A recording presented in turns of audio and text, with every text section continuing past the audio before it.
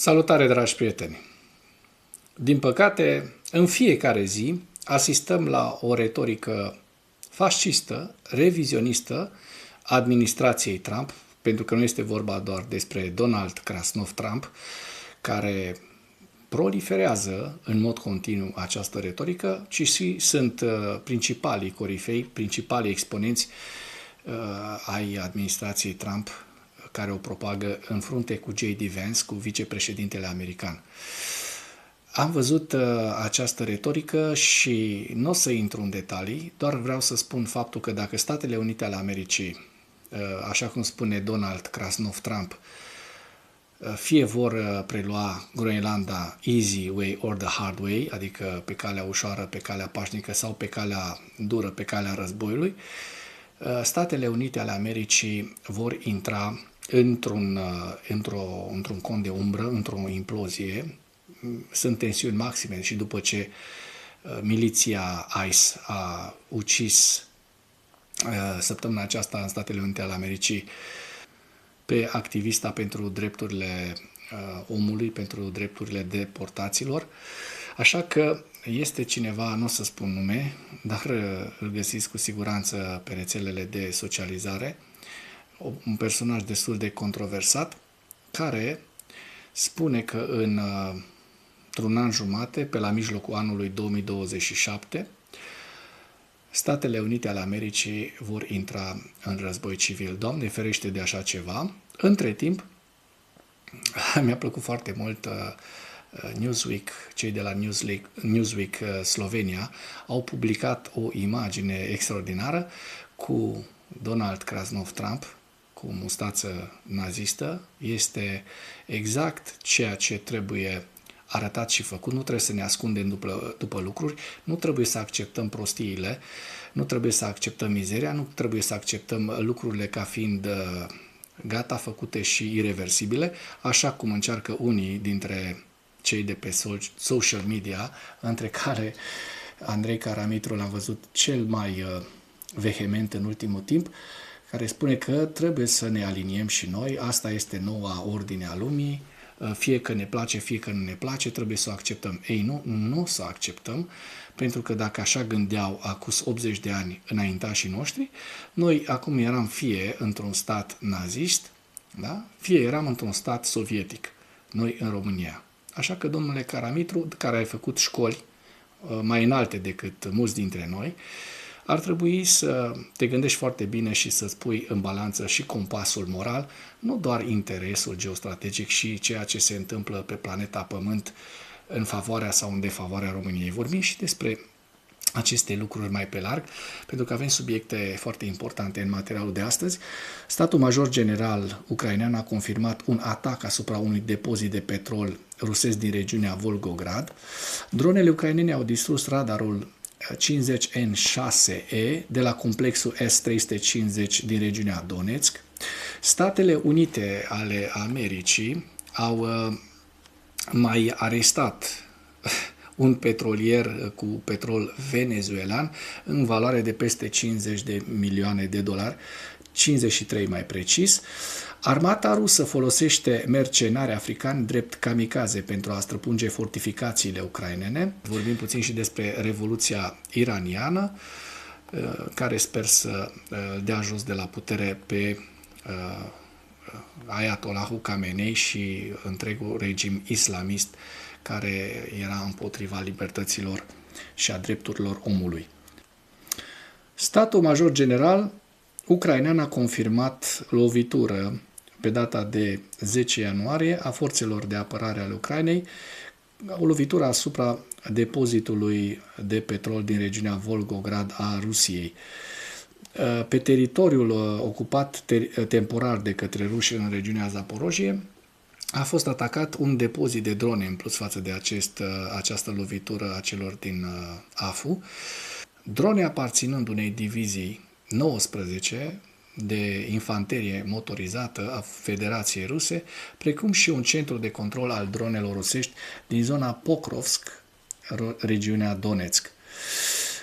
AFU a mai menționat de asemenea că în regiunea Donetsk au fost lovite o concentrare de personal din Divizia 76 Asalt Aerian din Curacova, un post de comandă și observare al unei unități din batalionul de tancuri al aceleiași divizii și un post de comandă al unei unități din armata 41 din Gorniac.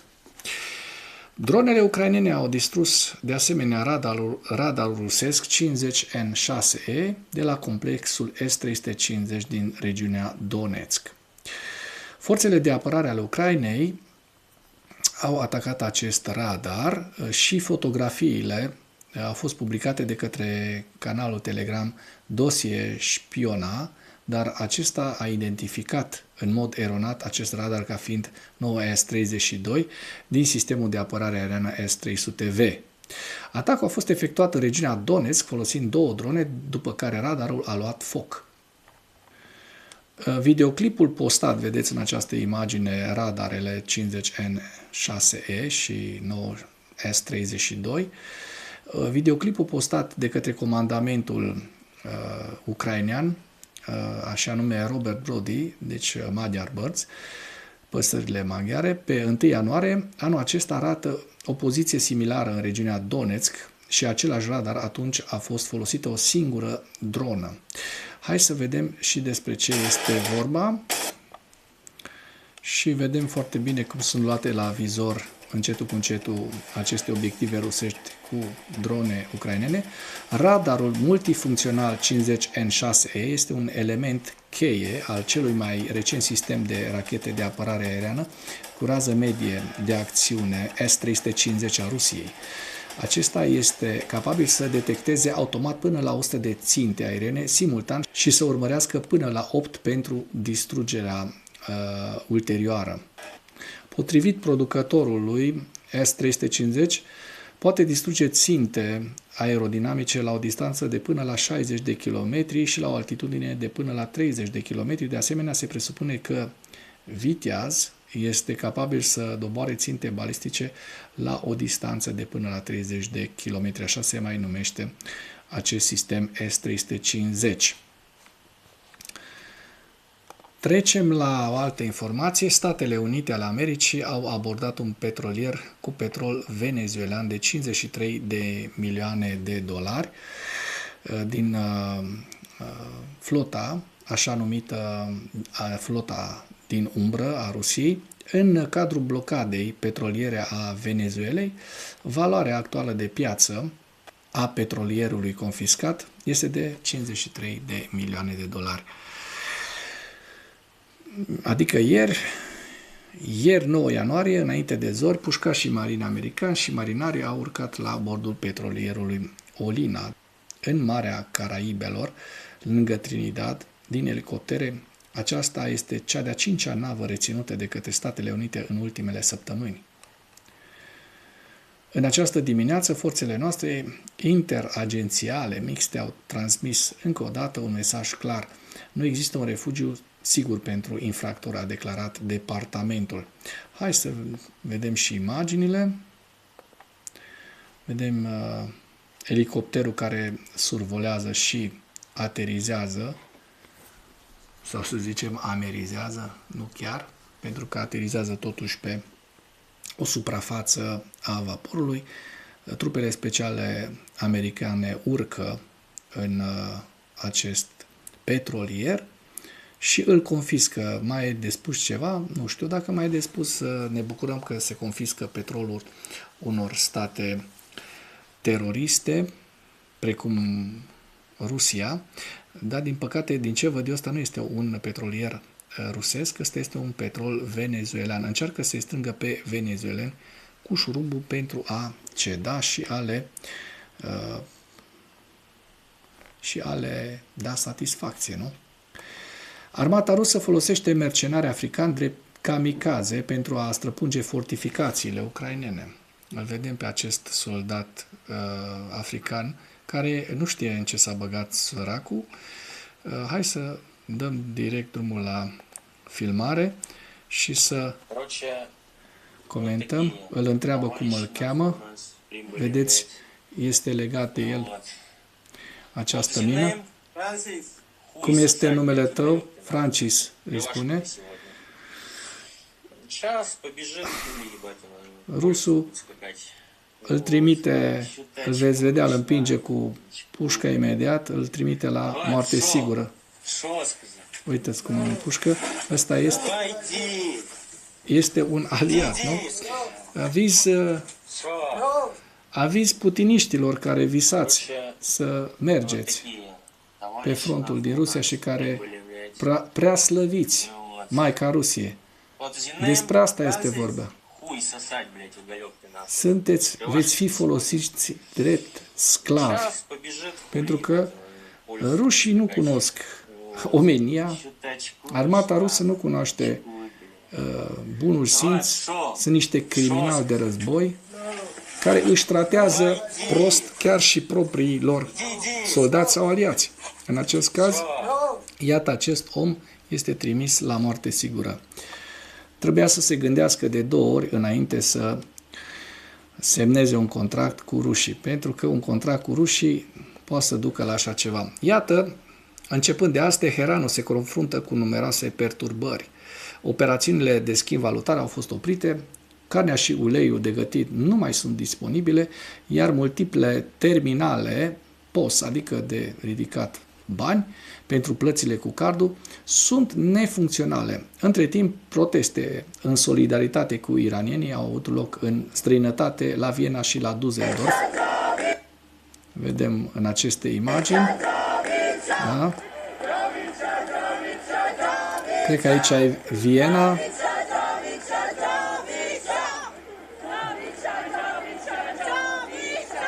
Și cred că aici este Düsseldorf. Da, nu mă înșel, vedeți foarte bine. Este o filmare mai lungă, o să vă las link în comentarii. Trecem la ziua 1417 a războiului din Ucraina.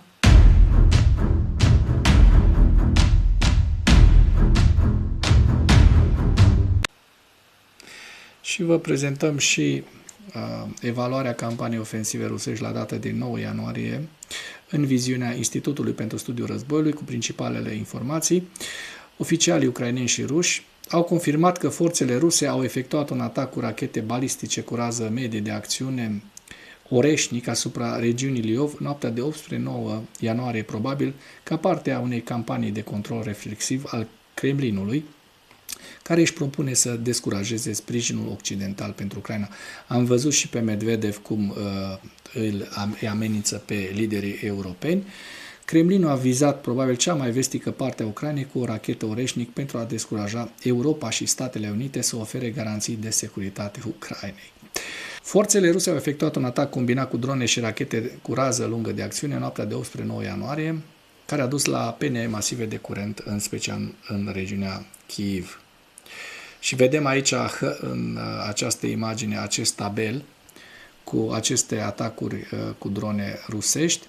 Marina SUA a confiscat un alt petrolier cu legături cu Rusia, care încerca să ocolească sancțiunile SUA împotriva petrolului venezuelan.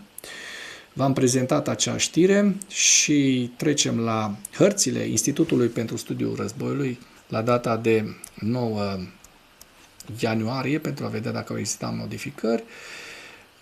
Și începem cu regiunea Kharkiv, Sumă,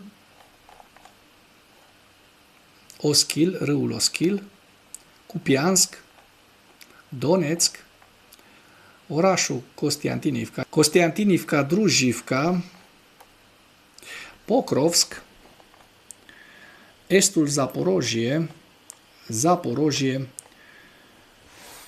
orașul Zaporojie și Herson. Și cu acest ultim detaliu vreau să închei materialul nostru de astăzi cu îndemnul: dacă ați găsit informații utile în acest videoclip, nu ezitați să-l distribuiți pentru a ajunge la cât mai multă lume. Mulțumesc mult!